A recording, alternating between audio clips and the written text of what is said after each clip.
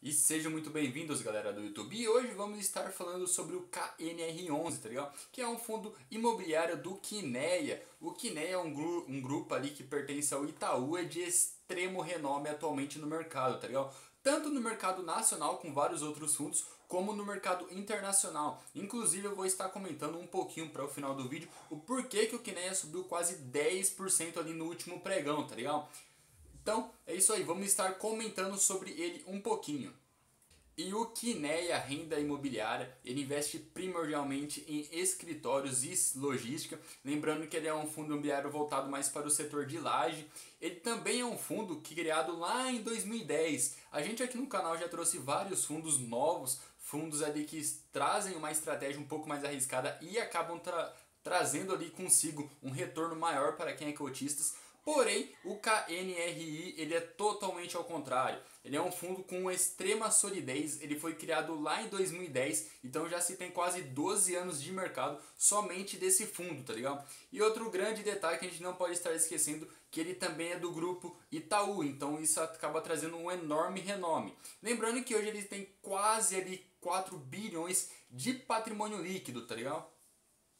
É um fundo também que tem uma liquidez gigantesca, porque é um fundo que tem muito renome no mercado. No último dividendo dele, ele pagou em torno de 81 centavos, que daria um yield ali de aproximadamente 0,61.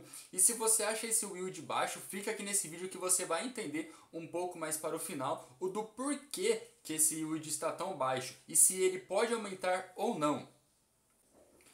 Atualmente o Kinea tem 21 imóveis, sendo que é 12 deles na parte de edifícios corporativos e 9 deles na parte de galpões. Ele tem mais de 700 mil metros quadrados, tá ligado? Ali de ABL, que seria uma área bruta locável. E é um fundo então extremamente grande. E ele também está bastante diversificado. Mesmo ele trazendo essa concentração aqui mais para o centro do país, aqui, mais para a região do Sudeste, ele também tem ali na parte de Minas e do Rio de Janeiro, o que acaba trazendo uma diversificação ali para o fundo maior. Nos últimos 12 meses, o KNRI pagou apenas 6,29% ali de yield. Muita gente vai estar achando que é um yield extremamente baixo se a gente acabar comparando com outros fundos ali, como na parte de papel, como o Hectare ou até mesmo o Iridium.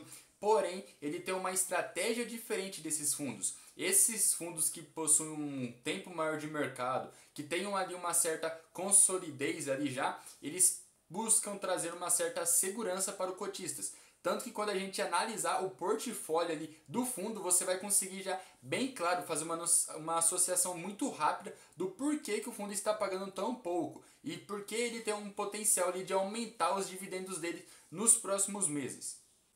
E para quem é investidor, já investe há algum tempo, sabe o que é uma subscrição, sabe o que é uma emissão ali para o fundo estar tentando captar mais. Porém, o KNRI ele tem uma certa vantagem e desvantagem que eu vou estar falando um pouco mais no final do vídeo na parte de conclusão. Porém, ele tem uma parte no seu relatório gerencial que eu achei muito massa, que foi no relatório de fevereiro, que ele pega a amostra ali na parte de emissões, quais que foram os retornos do KNRI. Então eu vou pegar, tá colocando aqui na tela, e é basicamente que o KNRI na sua primeira emissão lá em 2010, ele teve uma rentabilidade total de 188%. E se a gente comparar o KNRI tanto com o Bovespa no período, a gente vê que o KNRI teve um retorno maior ainda. E isso acabou acontecendo durante vários anos, menos no ano de 2019 e no ano de 2021, que as emissões acabaram ficando abaixo do Bovespa, tá ligado? A questão de retorno. Porém, a gente acaba comparando com o Bovespa ali um pouco mais por ser uma parte de renda variável. O certo mesmo seria estar comparando com o IFIX. E no IFIX o KNRI não trouxe essa parte em comparação no relatório gerencial. Porém, trouxe um outro indicador que é bastante importante para a gente, que seria o CDI do período. Lembrando que eu já fiz um vídeo explicando um pouco ali mais sobre a questão do retorno do Bovespa com o CDI. Então procurem lá no canal que é bastante interessante. E que nos últimos 10 anos ali o CDI teve um retorno de aproximadamente 156%. Então se a gente comparar o CDI com o KNRI, a gente vê que o KNRI ao longo do período ele conseguiu dar um retorno maior para o cotista do que o próprio CDI. É claro que no ano de 2019 e 2021 o KNRI acabou sofrendo bastante porém numa média geral ele se sobrepôs ao CDI. Então isso acaba trazendo para a gente bastante segurança ali com relação ao risco-retorno do KNRI, que mesmo atualmente eles tendo um yield bem baixo, que ele pega a longo prazo acaba ali se tornando melhor do que a renda fixa. E uma outra parte interessante que a gente tem que dar uma olhada aqui, que no relatório gerencial ele mostra a parte de portfólio do fundo. E essa parte de portfólio do fundo a gente consegue ver que ele está bastante concentrado aqui na região de São Paulo, tá legal? Porém também tem um pouquinho ali na parte do Rio de Janeiro e de Minas. Lembrando que eu já falei no começo do vídeo que a maior parte da receita dele vem da parte de logística e de escritórios. E a receita de contratual deles seria basicamente metade ali em torno de contratos típicos e atípicos. E os reajustes da receita por índice ali dos contratos do KNRI seria basicamente de IPCA. Bem diversificado ali entre IPCA e IGPM, porém o IPCA acaba se sobressaindo. Lembrando que atualmente o IPCA está mais de 10% ao ano, então significa que vai ter revisão de contrato e quando tiver vai acabar tendo esse reajuste gigantesco. Então por isso que os fundos imobiliários a curto prazo, eles não acabam pagando a inflação assim tão imediato, porém a longo prazo os fundos de lajes acabam compensando essa parte da inflação alta. Outra parte aqui que o fundo IPEGA já deixa bem claro é que o tempo médio dele de contrato seria de 9,92 anos. Então quase 10 anos ali o tempo médio de contrato deles. Então a gente já comentou aqui no começo do vídeo que o KNRI investe bastante na parte de logística e de escritório. E o que vai acabar a gente já deixa bem claro qual que foi a situação que o KNRI acabou passando por essa pandemia, tá ligado? Que a vacância do KNRI subiu bastante. Tanto que aqui na parte do relatório gerencial do KNRI a gente consegue ver uma evolução da vacância física e financeira do KNRI. É claro que no ano de 2020 para cá começou a decair, tá legal? Porém, mesmo assim, ainda o fundo tem uma vacância ali um pouco grande. O fundo provavelmente vai estar diminuindo essa vacância agora que a parte ali de escritórios vai começar a voltar ali na ativa, já começou. Porém, ainda o fundo vai sofrer um pouquinho para conseguir ter a sua área 100% locável ali. Lembrando que é um fundo também bastante grande, então é difícil você conseguir ter ele 100% alocado.